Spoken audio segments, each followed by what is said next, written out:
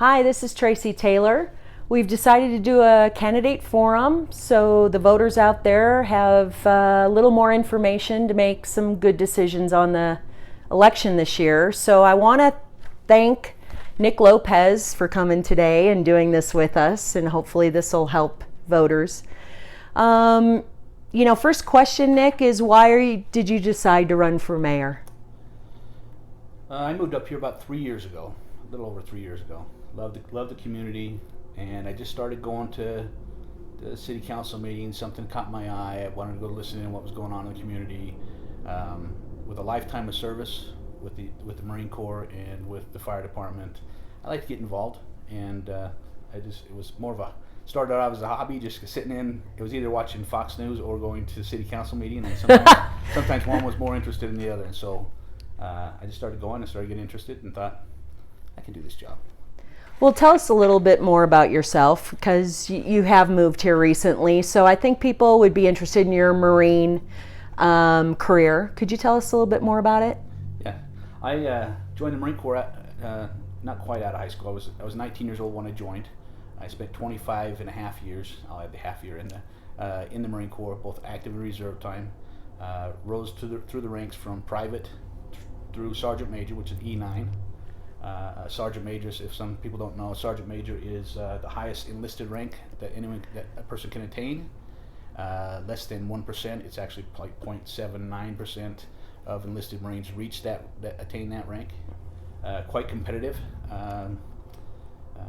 but I rose through the ranks fairly quickly early on when I was on active duty. I started out in the Marine Corps as a heavy equipment operator, then moved into light armored vehicles and was a platoon sergeant, a crew chief, a platoon commander, because we were short officers at one time. I've served as a company gunnery sergeant, which is the logistics and training senior NCO. He's right underneath the first sergeant. I did that job for quite a bit of time, and then I did after I got promoted to first sergeant. It was just right around just before 9/11, and right around 9/11. And my unit, I went to an infantry unit, and I went as an infantry. We got activated. I was activated for 17 months, and we went to Camp Pendleton, California for a QRF, Quick Reaction Force, which we respond just about anywhere in the country. And we got up to speed with the active duty folks. Our unit came together, and just about the time that our mobilization was about to be over, they decided they were going to go into Kuwait or into Iraq. One of the active duty regiments, 1st Marine Regiment, needed another infantry battalion. We were already up to speed, and they took us with them.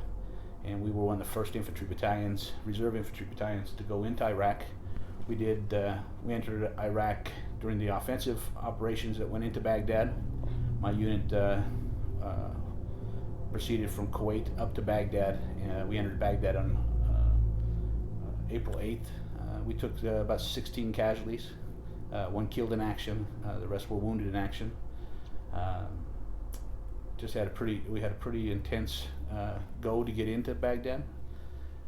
Following going to Baghdad, I took that same unit. We went a couple other places around the world, and then I was up for promotion for Sergeant Major. Picked up Sergeant Major. Actually got promoted in Israel, which was really kind of cool. And then I spent 3 years as a Sergeant Major in an artillery battalion down in Texas. That's pretty much the sum of my career. Well, thanks for your service, first of all.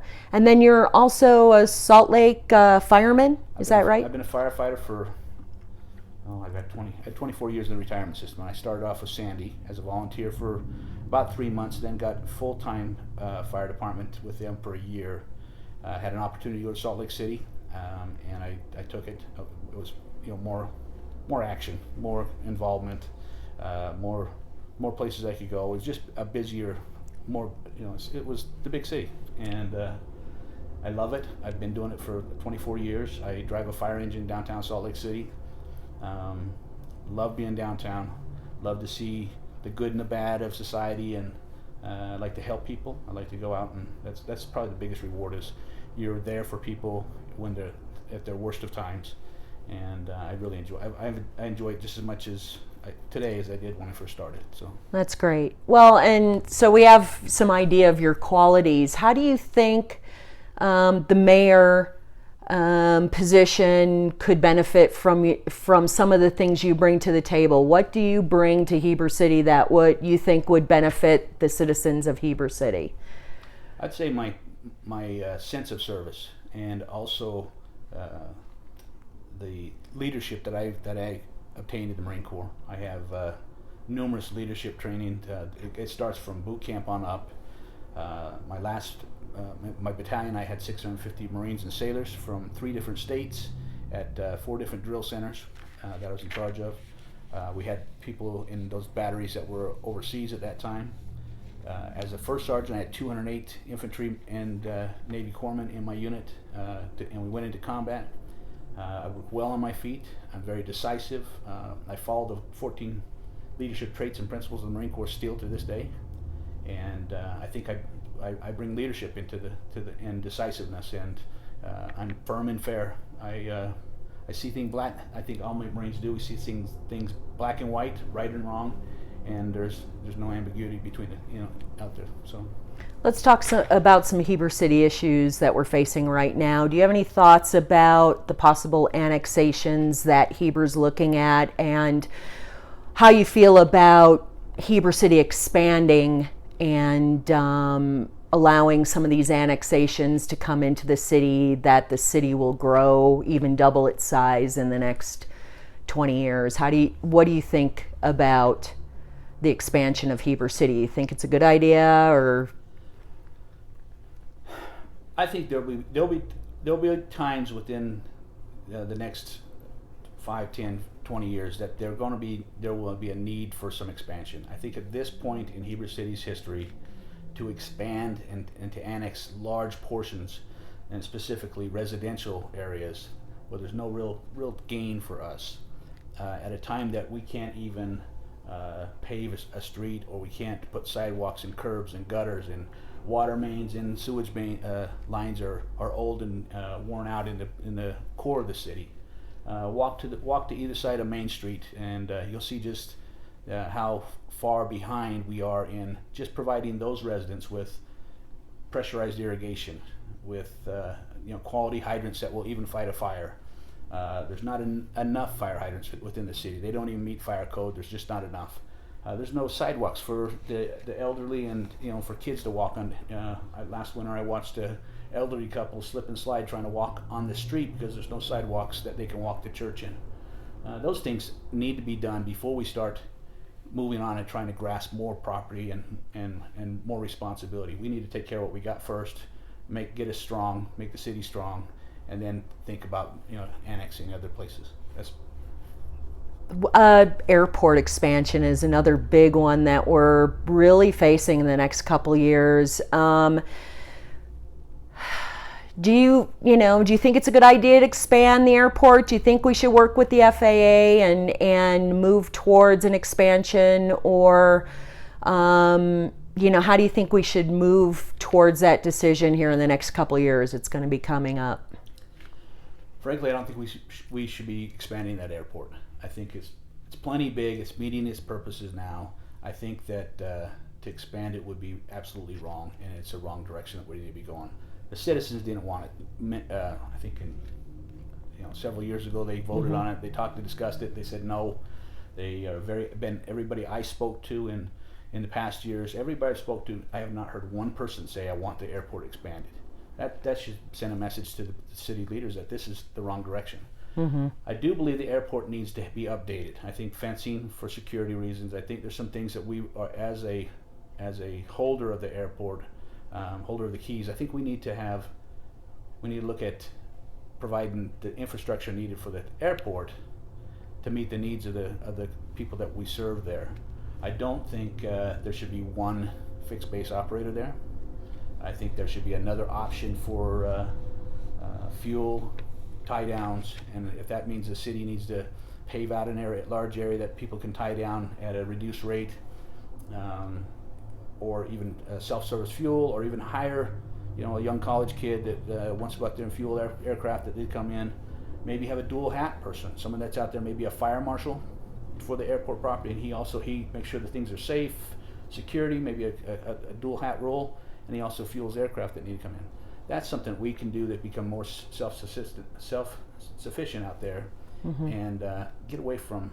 We don't need a multi-jet. I mean, I was woke up this morning by a jet, and I'm not too far from the airport in my neighborhood, and that's not what I moved up here for. I knew the airport was close by, and I was okay with a small aircraft, but a larger aircraft flying in all the time is just not. I mean, we don't even have the fire safety for it. The local fire department here does not have an aircraft fire rescue vehicle. If one of those large aircraft coming in with a full load of fuel or taking off with a full load of fuel goes down in a neighborhood, crashes on the runway, it'll burn, and it'll burn for a long time, because they just don't have the pump capacity, nor the foam capacity, nor the proximity suits to even go in there, effect rescues if there are any, and to put out that fire. It'll just burn. So okay. That's my concern. That's interesting. Let's talk about the bypass road and your thoughts on that. I know UDOT's kind of looking at a plan now and trying to do an analysis of whether they're going to move forward on it at this point. How do you feel about Main Street? Do you think a bypass road would be a good thing for the citizens of Heber, or would it take business, away from the merchants on Main Street? What are your thoughts about the bypass road? I have mixed feelings on it. I think we obviously have a safety and traffic problem on Main Street. We have the merchant or the customer staying away from the merchants that are still on Main Street. It is a major thoroughfare. It's been a major thoroughfare on the map for time immemorial.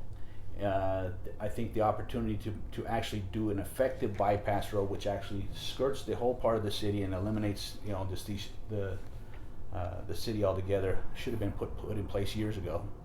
My family's from Carbon County, and if you remember back when they took the old Highway 6, which went right down Main Street, and they got away from that, along with the reduction in coal and all that usage, Main Street and price went to seed, and it has never really recovered. I think you'd have the same problem here. I think that they need to come up with some type of solution, UDOT does, in the immediate future for the safety of Main Street. And that would, to me, would include more traffic lights, left-hand turn lights, so you can make a safe turn on and off the street. More crosswalks at those, with those traffic lights, people could cross at various points up and down Main Street to safely get across on foot, on bike traffic, in vehicles, without putting their life in the hands of the motorists. The bypass road, I've looked at it several times. I've looked where it starts off. It kind of still going to meander around. It's still going to just barely be on the outside of the city limits on the west side, and then it's going to come back in right past the bowling alley. What happens when these people decide to sell and they start expanding down the east side of 40? Then that bypass road now has to be extended further. I think this is just the plan isn't, to me, solid. I know that the traffic's a problem, but there's other things we can do to at least eliminate the speeds, the safety, and all that stuff in the immediate. I think that they're also going to come up with problems with the Corps of Engineers. Most of the land out there is wetlands, or will require that type of infrastructure to go in, just as like the Legacy Highway did for years up in Davis County. I personally don't like the bypass road. I'd like to see some other safety things go in place. The bypass road is also a UDOT thing, and everybody I've talked to has said, from the mayor on down, has always said, we can't do nothing about Main Street, we can't do nothing about lights, we can't do nothing, it's all UDOT. And I still believe that those individuals can be making noise. They should be making noise weekly, phone calls, letters, to whoever's going to listen, all the way up to the governor, about getting something done about Main Street immediately right now. That appeasement with a couple crossing, you still have large portions of Main Street people cannot cross on foot. So right, it's a mixed bag. I would like to really look at the whole plan of the Legacy Highway, or not Legacy, of the bypass road, and see where they want to go and what's the long term. Nobody wants the bypass road to go through the North Fields. That would to me, but to have another highway And my understanding, this highway, the trucks still can go down there. Even if they do a bypass road, they still have every legal right to go right down Main Street. Okay. So, all right. You brought up the Heber infrastructure a bit already, but we've had some water increases, water fees and sewer fee increases to deal with some of our aging infrastructure, and we've seen some construction on the roads, replacing pipes. Do you think we're going in the right direction on that? As far as you've seen so far, it seems like we've got a lot of aging infrastructure. So every city's got aging infrastructure. I think any project that they've got planned or going that are going forth with right now is an improvement. I've talked to some people that have said that it's just patchwork. That they're really not replacing a lot of the mains fully. That it's just patchwork waiting for it to break. That's pretty. They do the same thing in Salt Lake City. They break a main, they don't replace the whole thing. They just do some patchwork. It leaks a little bit, they bury it, and they wait for it to leak bad enough to go re-tear it up. I would like to see them plan street by street, block by block, and just make the major improvements they need to do. There are some projects, we talk about funding for it. There are some projects that go in, and everybody wants the bike lanes, and everybody wants the nice big sidewalks and the park trails and all that. But I look at it like as if I have my own home. I would love to have a hot tub right now, but I need to finish a basement. So in order, which comes first? Do I need a place for my grandkids to come, or do I need to sit in a hot tub all day? So there's wants and needs, and if you need a roof for your house, you don't go buy a hot tub or a new SUV. You put the roof on a house, and that's how I look at spending money in the city. What do we need to improve and bring everybody up to the same level before we start putting the bells and whistles on? One of the biggest jobs of the Heber City Mayor is being the chair of Heber Light and Power. Heber City owns 75% of Heber Light and Power. Do you have any thoughts about Heber Light and Power, how they're doing, what some of your ideas might be of running that utility on the governing board? My only connection with the Heber Light and Power is when I go over there and pay my bill.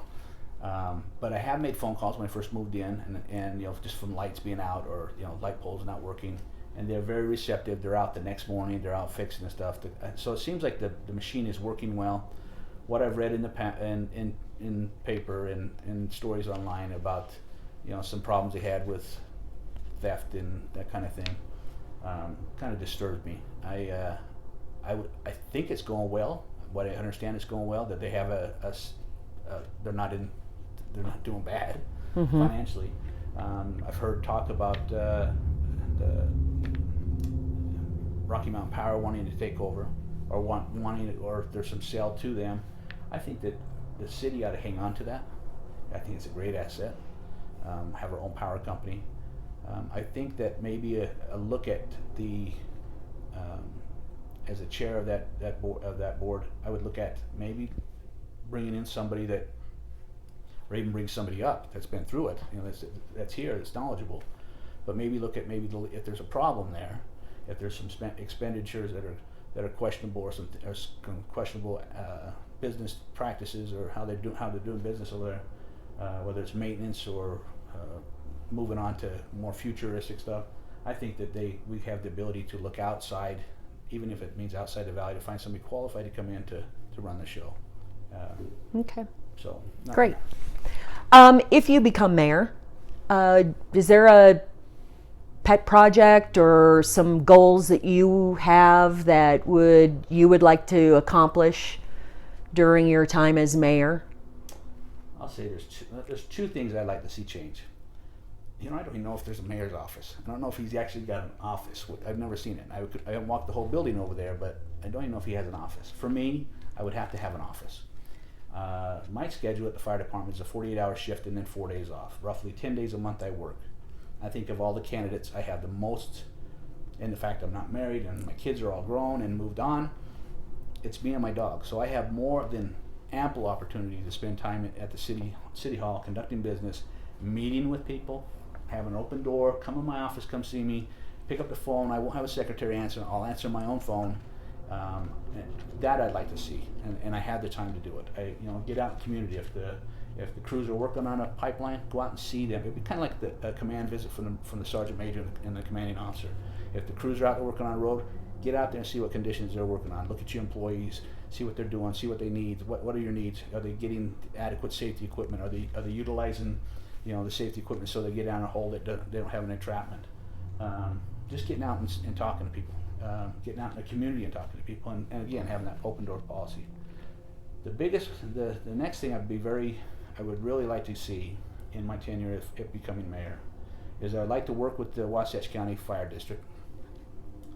Heber City residents deserve a full-time 24/7 fire department EMS.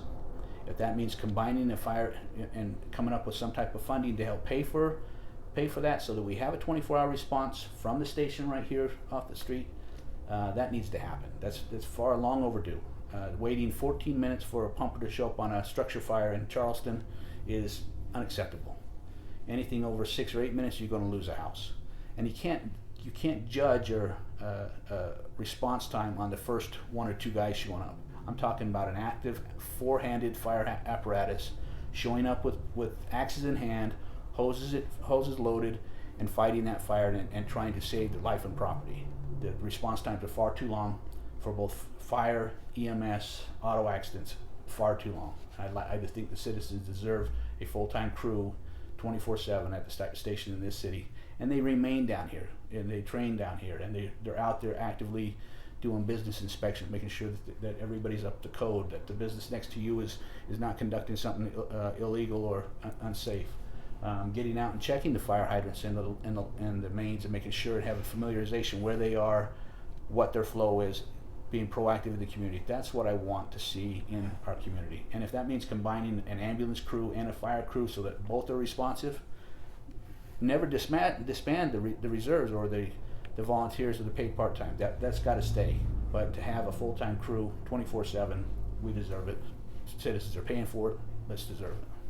Awesome. Well, talk to the voters here now and tell them why you think they should vote for you, and then also a website or phone number or any kind of information where they can learn more about you. You can get me on Facebook. I got a Facebook, Nick for Heber City Mayor. You can also get me at, I can't find my email. My email's on there. It's on the website, at the city's website, also my email for the candidacy. I'll give you my phone number, 801-707-4795. You can call me anytime. I'm usually up, even in the nighttime I'm up, so give me a call. You got a problem, you got something that you want to discuss, feel free to give me a call. And get out and vote. If you haven't already dropped your mail-in ballot, please feel free to put my name on there, and I'd appreciate your vote. Thank you. Thanks so much for coming, and thank you. We'll have more candidate forums here for you to look at. Thanks a bunch. Bye.